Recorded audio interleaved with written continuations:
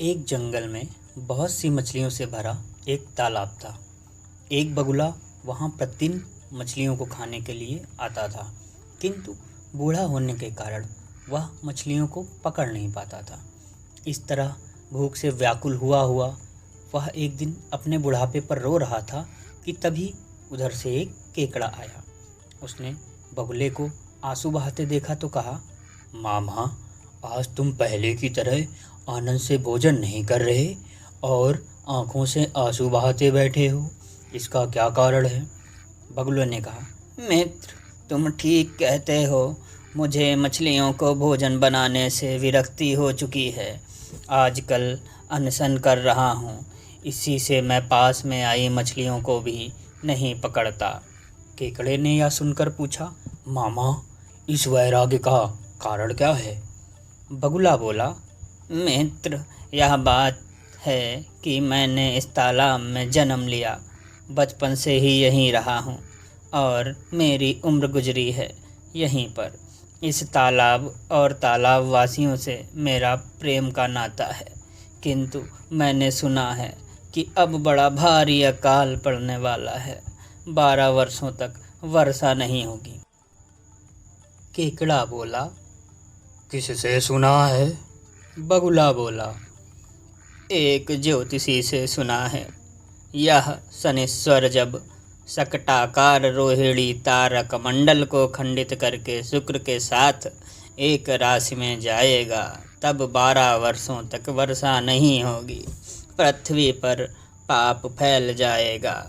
माता पिता अपनी संतान का भक्षण करने लगेंगे। इस तालाब में पहले से ही पानी कम है, यह बहुत जल्दी सूख जाएगा। इसके सूखने पर मेरे सब बचपन के साथी, जिनके बीच मैं इतना बड़ा हुआ हूँ, मर जाएंगे। उनके वियोग के दुख की कल्पना मात्र से ही मैं इतना रो रहा हूँ और इसीलिए मैंने अनशन किया है।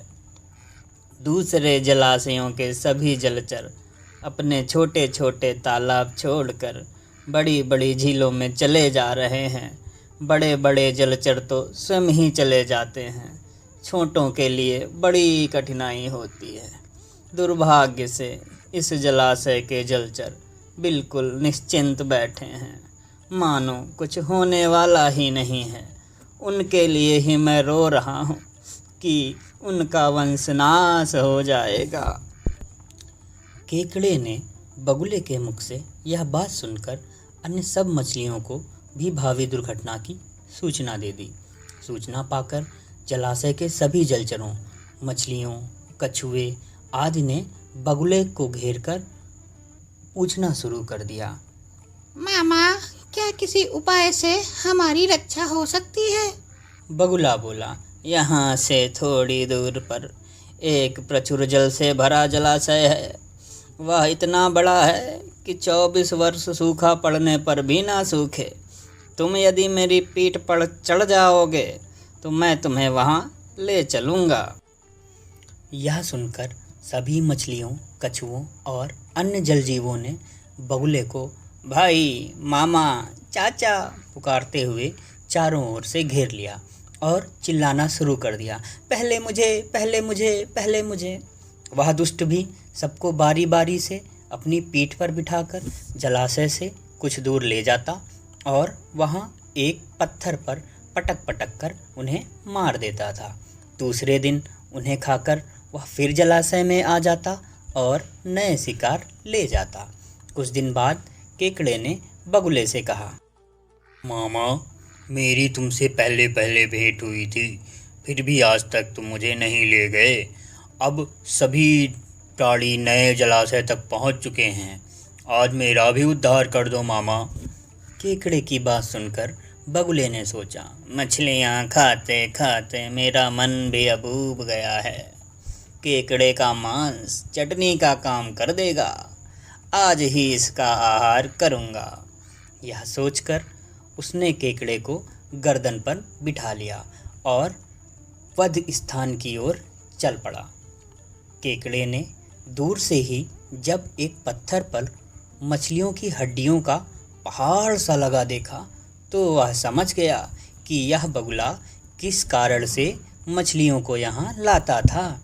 फिर भी वह असली बात को छिपाकर प्रगट में बोला, मामा, वह जलाशय अब कितनी दूर रह गया है। मेरे भार से तुम इतना थक गए होगे, इसीलिए पूछ रहा हूँ। बगुले ने सोचा, अब इसे सच्ची बात बता देने में भी कोई हानि नहीं है, इसलिए वह बोला, केकड़े साहब, दूसरे जलाशय की बात अब तुम भूल ही जाओ।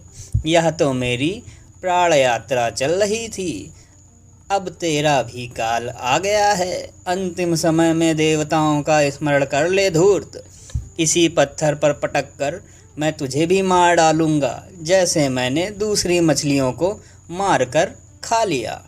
बगुला अभी यह बात कह ही रहा था कि केकड़े ने अपने तीखे दांत बगुले की नरम मुलायम गर्दन पर गाड़ दिए। बगुला वहीं मर गया, उसकी गर्दन कट गई। केकड़ा मृत बगुले की गर्दन लेकर धीरे धीरे अपने पुराने जलाशय पर आ गया। उसे देखकर उसके भाई बहनों ने उसे घेर लिया और पूछने लगे, क्या बात है, आज मामा नहीं आए? हम सब उनके साथ नए जलाशय पर जाने को तैयार बैठे हैं। केकड़े ने हंसकर उत्तर दिया, मूर्खों, उस बगुले ने सारी मछलियों को यहाँ से ले जाकर एक पत्थर पर पटक पटक कर मार दिया और उन्हें खा गया। यह कहकर उसने अपने पास से बगुले की कटी हुई गर्दन दिखाई और कहा, अब चिंता की कोई बात नहीं है, तुम सब यहाँ आनंद से रहो।